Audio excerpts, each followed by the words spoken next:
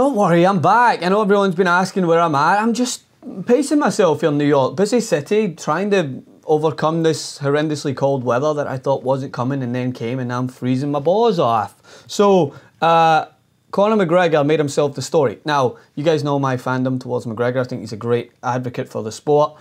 But I'm not in that delusional space, the lost space, the upside down, where I can't see that despite my fandom that the guy can do no wrong. Of course he can, and this is one example where he did wrong. He let passion get the best of him, but I also think there's another side of it which I'll touch on. But if you're not familiar with it, Conor McGregor, basically in Bellator 187, celebrated with his dear friend and teammate. Afterwards, when Charlie Ward finished John Redman with a first round TKO, McGregor jumped over, got physical with the referee, got physical with a commissioner, I believe, of the Bellator, and now is facing repercussions. People out there calling for him to be suspended, quoting Dana White in the past, and his comments on whether you put your hand on an official. And if Dana White is to stay true to his word, he'd have to take action. But we know Dana White won't, because he needs to do everything he possibly can to make sure that Conor McGregor wants to fight again. And before you jump all over me and say, that's the double standard, I'm not saying it's not, but it's not my standard. I'm not the chief of the UFC. I just understand that to Dana White, all he sees is another massive dollar sign jumping around the octagon saying, oh, what can I do? Like, I love that dollar sign. That is my dollar sign. He's not going to touch him. So the real story, I think, of this is McGregor, is he a good teammate by seemingly taking away from Charlie Ward? I think it was a moment of passion, and I think that McGregor is in the wrong. I'm not going to deny that. But the one thing that has to take away from this is, will probably upset a lot of Bellator fans, but I frankly don't care. Look how much people are talking about the Bellator now. Look how much people are talking about Charlie Ward and John Redman's fight. How many more people were talking about it afterwards? It was drowned out by the noise, excessive noise from the recent UFC card where Georges St. Pierre made a comeback. I think it's more of a PR stunt that Bellator are going to milk. I don't think they're really as outraged, and they should be, because no one should be entering. It's a security risk, and it's a risk to the fighter who was still trying to recover. A fighter that has came out and says that he would have made round 2 if it wasn't for all the badness in the octagon. Do I think that's right? No, I think the guy was basically struggling to stand up. I think it was the right decision to call that fight in favour of Charlie Ward. Just my opinion, may not be right or anything else. But regardless, people are calling for McGregor's head.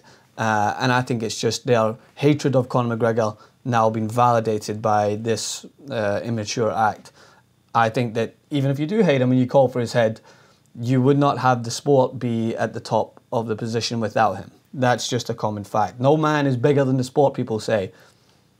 LeBron James, is he bigger than in the NBA? Is Cristiano Ronaldo bigger than the world of football? I think people just like to pretend that these athletes aren't as big as they are and that the sport would continue on, which it would, but it's not about whether it would continue on or not. It's about whether it would be able to maintain that standard.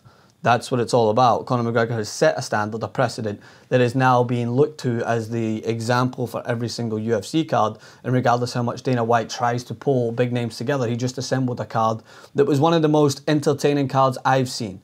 I thought the TJ Dillasaw's matchup with Cody Garbrandt was fantastic, and I loved watching that card. Georges St. Pierre, Michael Bisping. But it won't come close to a Conor McGregor-led card. That's just a fact. So, again, it's not fair, but the UFC has never been fair. Dana White comes out and basically verbally diminishes someone like Tyron Woodley just because he's not an exciting fighter when that guy is an advocate to the sport. Never gives the right amount of credit to Demetrius Johnson. It's not, some unspoken word that the UFC is not fair, so don't try and make it out to be this fair and just have to hold Conor McGregor accountable when they never have held anyone to the same standard. They always pick and choose who they want to promote, so they're not going to change now because McGregor overstepped the line. But I think that it's more of a PR involvement now that Bellator are going to drag this out because they're going to get more and more media coverage that they've never had.